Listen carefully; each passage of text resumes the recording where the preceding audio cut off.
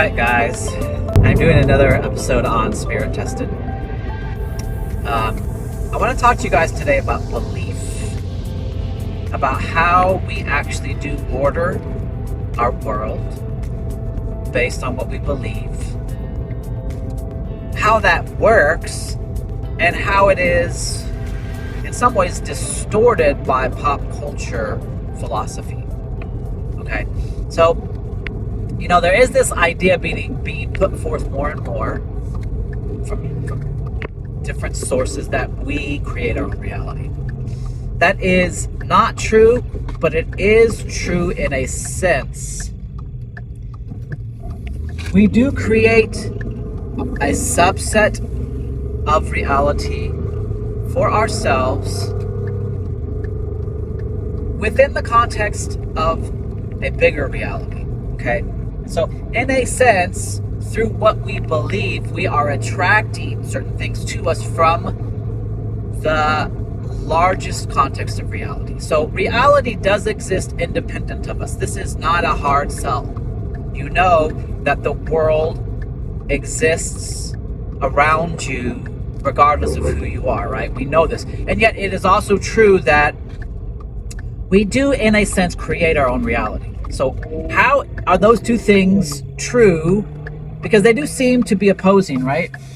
How do we create our own reality as a subset of reality? Okay. Well, what is reality in the largest sense? Reality in the largest sense is two spiritual kingdoms, God's and Satan's, right? This is why this is an episode of Spirit Tested. So here's the truth, guys. Most people are very much unaware of the spiritual reality of things going on around them. I am extremely sensitive to spiritual reality. But I realize most people are not at all attuned to spiritual reality.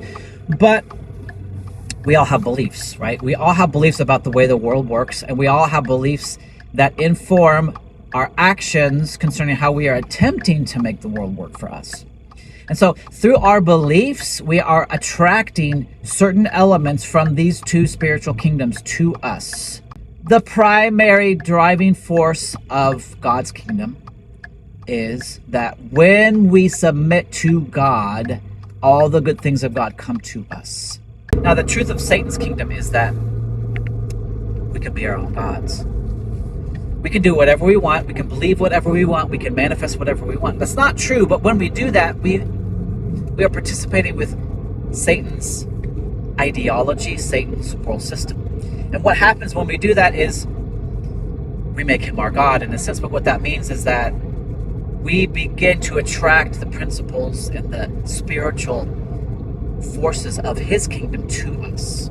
So guys, Satan has some power to manifest things, right? Don't be deceived. Satan has a lot of power within his system. What is his system? It's a system of control. It's a system of basically using people for our own benefit. Satan wants to use us for his own benefit, so he offers us a system that, in a smaller sense, allows us to use other people and things for our own benefit. Satan is a spiritual vampire, guys. I think this is a good illustration of this principle of how belief can affect how we participate with reality and how we attract certain elements of reality to us. So, my daughter is 9 years old. She was born drug exposed. She was exposed to a series of drugs, opiates in vitro, in the womb. She was then put into the foster care system. We fostered her from 9 days old till she was about a year and a half, and then we adopted her. So because she is an NAS baby, neonatal abstinence syndrome baby, meaning she was exposed to drugs in the womb and she had to withdraw from drugs upon being born, she has had some of her prefrontal cortex affected or damaged in that process. Like as her brain was developing because she was exposed to drugs, her prefrontal cortex was affected. Because of that, she struggles with anger and she has a temper. It's not certain that that is the actual cause, but it's likely because part of the prefrontal cortex has to do with impulse control. So I think she really does have some impulse control issues, her anger issues, controlling her emotions because of that. But because of that, she has a temper. I mean, I remember when she was 4 and 5 years old, it really began to manifest. She would have 2-hour just screaming episodes. And at that time, my approach was to basically corner her in her room because she wouldn't go to her room. She would only ramp up the more I tried to discipline or correct that behavior, the worse it would get, the more she would do it. So eventually I would force her like into her room, not physically, but like corner her into her room. I would have to sit outside her room as a barrier saying, you're going to be in your room as punishment and I'm going to sit here. She wouldn't cross me, literally. Like I would basically like move her into her room by just moving towards her. So then I would sit outside her room passively, not engaging with her anger. So this was the first approach I had for a few years towards her anger episodes. I was going to respond not in kind, I was going to respond opposite. If she was angry, I was going to be calm. Well, it didn't really curb the behavior. In the moment, I just let her kind of scream it out. The last couple of years, I decided to change. I decided to start to stand up to her in a different way, because I think I was standing up to her. I was, by saying nothing, I was in a sense saying, I'm not okay with this, but it really wasn't speaking to her the thing that needed to be spoken. So I started to match her energy when she would get angry, when she would scream. I started to scream back in a controlled way, right? I was not enraged. I was not out of control. I was saying, hey, you want to do this, if this is how you want to participate in our relationship, okay, I'm in. This is what's going to happen. I just realized the last couple of weeks what I was doing was allowing her to form her own reality. I actually have said, okay, you actually are human. You have a right to choose what you want. You have a right to determine our relationship to a degree. I am part of this relationship, and I am also determining my own part of my relationship with my daughter, but I'm actually giving her the freedom to determine our relationship to a degree. She has decided that part of our relationship will be that we scream at each other. And so I am actually jumping in to her belief system, which has basically put forth this paradigm that our relationship is going to be in part, or include in part, screaming when we are upset. And I just realized that that is actually me participating with her in her chosen reality. I do not want to communicate to her through screaming. I do not want her to scream at me. But there is a point after years that I have come to the conclusion that I'm going to let her choose her own reality within the reality of my home. Right now, I don't change the rules. I don't change what I expect of her. I don't even change that I do desire her to not scream. But I have accepted that this is part of who she has determined to be for herself. And so I have to, in a sense, participate with her to a degree as she is. Part of that means that sometimes when she screams, I scream back. This is how she is choosing to engage with me. To ignore it is, in a sense, to ignore part of who she is.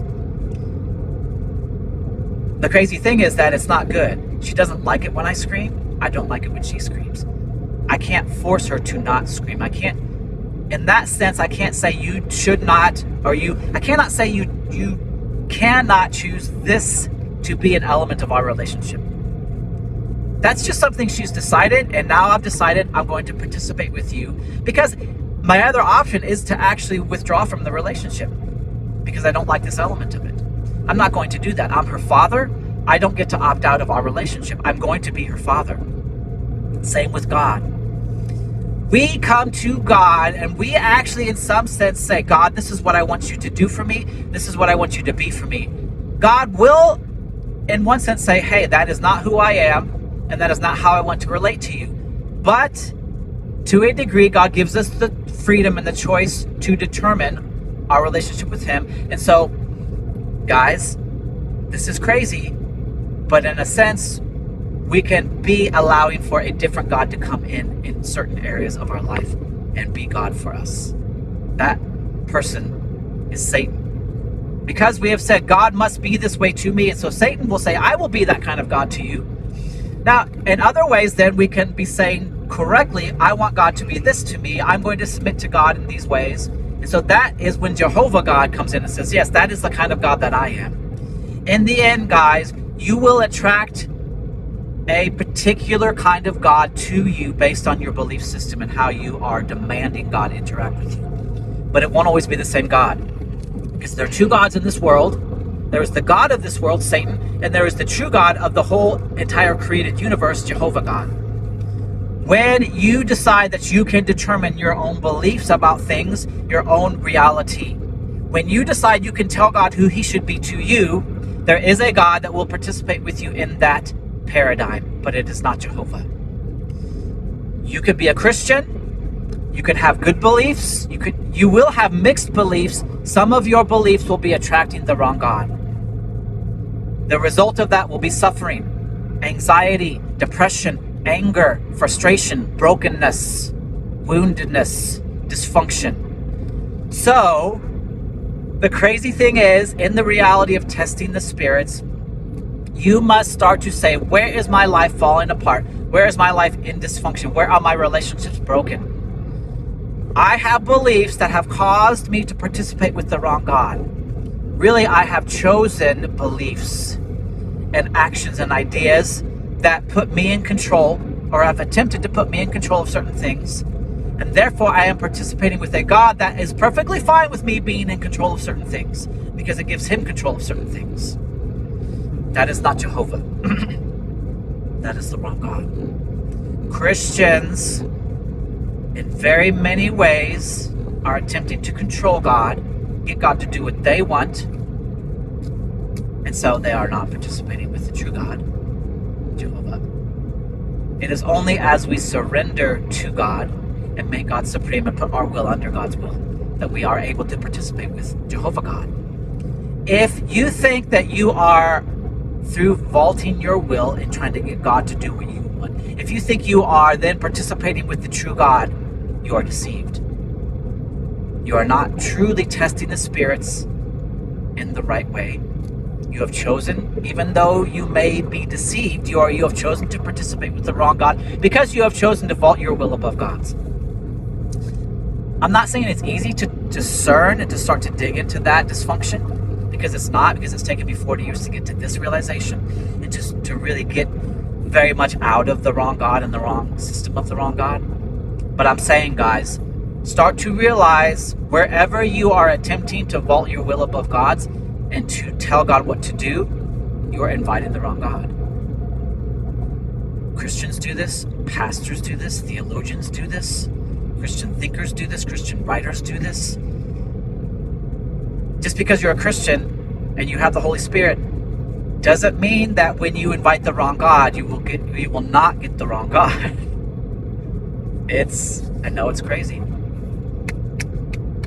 But you can't, basically, guys, you cannot make up who God is. You cannot tell God who he should be. When you attempt to do that, you don't get the right God. So, all right, that is my thought for this morning. This is episode 6, I believe, of the series Spirit Tested Spirit. Love you guys. See ya. Think about it. Dig into the dysfunction wherever you are experiencing errant emotion, errant desires, errant feelings. That's because you're choosing